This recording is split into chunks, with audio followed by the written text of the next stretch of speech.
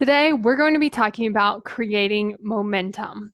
So, one of the things that happened to me while I was getting started to record these episodes was I sat down, I started, I said the title, and then immediately it felt like my brain went blank. And I was like, oh, I'm not really feeling it right now. Like, I'm not feeling this momentum. I'm not feeling this creativity. I'm not feeling this inspired way to create content right now. And I was thinking about it and I was like, okay, I do still want to record these episodes today. So, how can I create this momentum?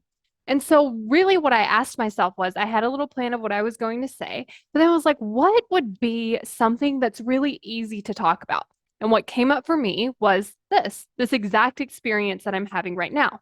And so, what I wanted to share with you is how did I create this momentum so that I could record this episode, but go ahead and record the next ones as well? And so the first thing that I did was I decided that this is what I was doing. A lot of times our brain wants to give us an out. Like we could do something else. We could move it to a different day. We could change our plans. And so oftentimes when we give ourselves that option, the brain's like, yes, let's do that option.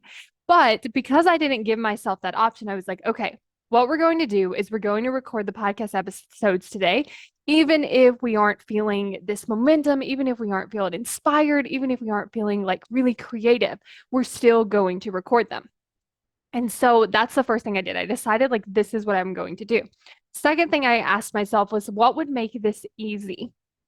And so that's where I came up with the idea of wait, let me just talk about what I'm experiencing right now. It's really easy. It's happening in real time, and I can talk about it very easily because it's something I'm currently doing in this moment as we speak. And then the third thing I like to remember is that it's going to build over time. So I don't have to think, how can I make the next podcast really easy? What's the next easy thing I can talk about?